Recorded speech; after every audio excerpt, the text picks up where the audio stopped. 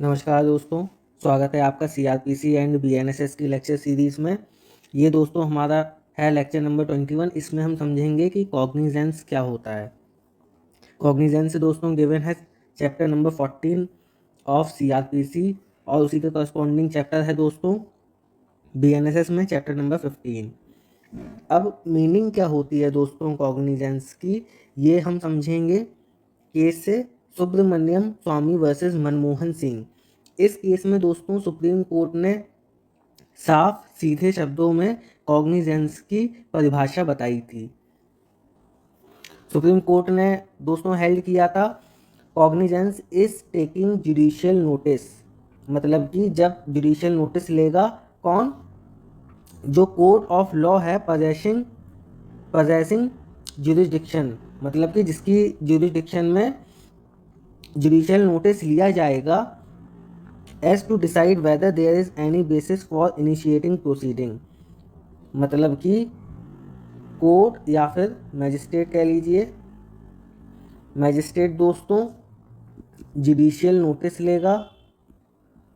Judicial notice क्यों लेगा दोस्तों, कि कोई बेसिस है कि नहीं इनिशिएट करने के लिए कोई बेसिस है कि नहीं। अगर बेसिस होगा तो मैजिस्ट्रेट आगे बढ़ेगा, अगर कोई बेसिस नहीं होगा तो मैजिस्ट्रेट वहीं पे उसको कैंसिल कर देगा।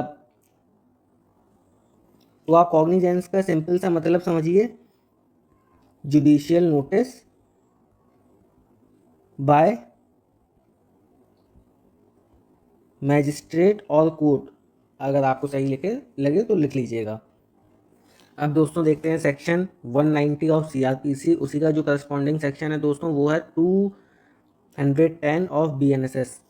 इसमें क्या है दोस्तों, who can take cognizance, cognizance कौन ले सकता है। पहले तो हमारा आएगा जुडिशियल मैजिस्ट्रेट फर्स्ट क्लास, और दूसरा है magistrate of second class empowered by high court, मतलब कि वही मैजिस्ट्रेट ऑफ सेकंड क्लास लेगा कॉग्निजेंस जो कि एम्पावर्ड होगा किसके द्वारा, हाई कोर्ट द्वारा।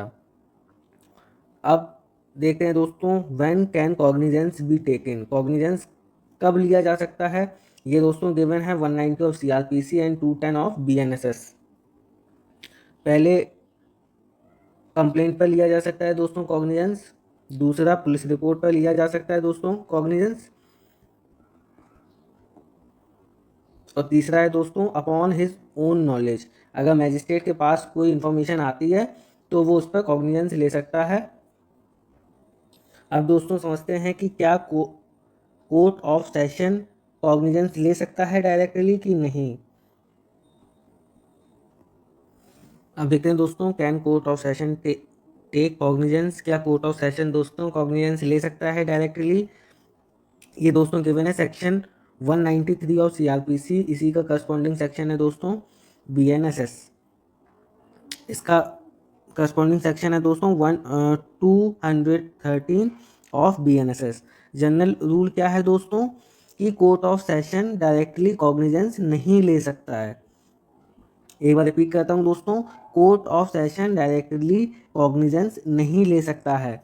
बस इसका जो एक्सेप्शन है दोस्तों वो क्या कहता है, इसका पहला एक्सेप्शन है where it has been provided by the court और बीएनएसएस। अगर सीआरपीसी ने या फिर बीएनएसएस ने एक्सप्रेसली बोल रखा है कि इन केसेस में कोर्ट ऑफ सेशन कॉग्निजेंस लेगा, सिर्फ उन्हीं केसेस में court of session directly cognizance ले सकता है। और ये कौन से सेक्शन में बोल रखा है दोस्तों expressly, section 199 sub section 2 of code और 222 सब सेक्शन 2 ऑफ बीएनएसएस। इसमें दोस्तों बोल रखा है कि court of session directly cognizance ले सकता है।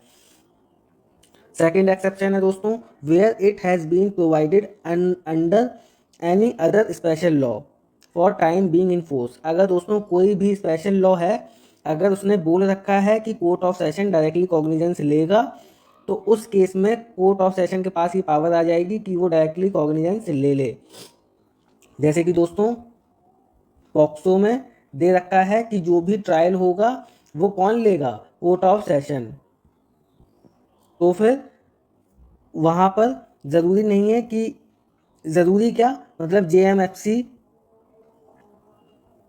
जेएमएससी ये दोस्तों डायरेक्टली कॉग्निजेंस लेंगे ही नहीं, मतलब कि ये कॉग्निजेंस लेंगे ही नहीं। इनकी जगह पर कौन डायरेक्ट लेगा दोस्तों कॉग्निजेंस?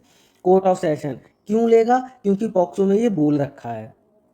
आशा करता हूँ दोस्तों कि आपको कॉग्निजेंस का कॉन्सेप्ट समझ आया होगा।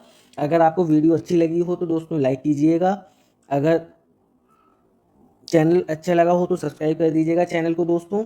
अगर आपका कोई भी डाउट है तो आप कमेंट करके पूछ लीजिएगा, मैं आपको रिप्लाई कर दूंगा। Thank you so much.